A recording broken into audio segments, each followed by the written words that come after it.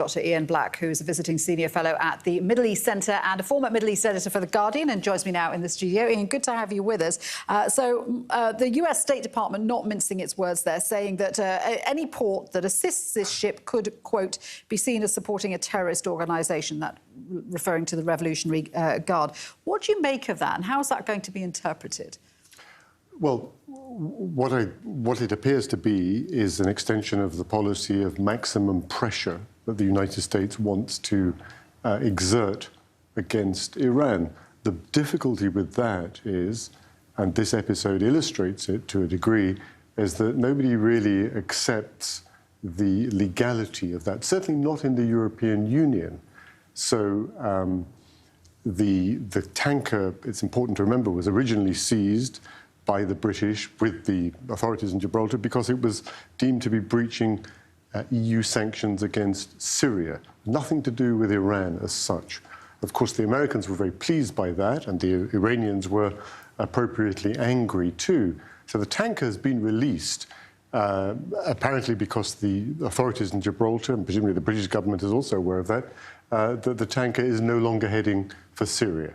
But of course, the United States is still pursuing it. It has designated the Iranian Revolutionary Guard Corps as a terrorist organization. That has not been accepted by any European Union member, including Britain. It may be that Arab countries, for example, Egypt, if the vessel tries to pass through the Suez Canal, would be open to an American request and indeed American pressure. But I don't think anybody else is going to accept that. Do you think the US may make an effort to try and seize this vessel itself? I mean, it's probably pretty tricky now that it's in the Mediterranean. I think that in the big picture, we've heard a lot about the American policy of maximum pressure, but they are being quite cautious. President Trump has said publicly that he doesn't want an all-out conflict of any kind.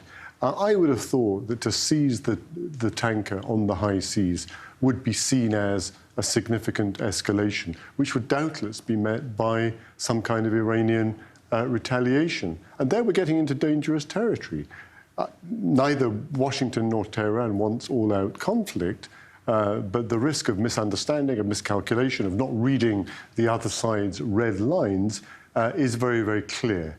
So I would be surprised if that happened. But, you know, for all we know, there may be a debate going on within the US administration. John Bolton, President Trump's national security advisor, is especially hawkish on this issue. So we would have to see. But that certainly would be a significant escalation of tension. Ian, thank you. Dr. Ian Black there.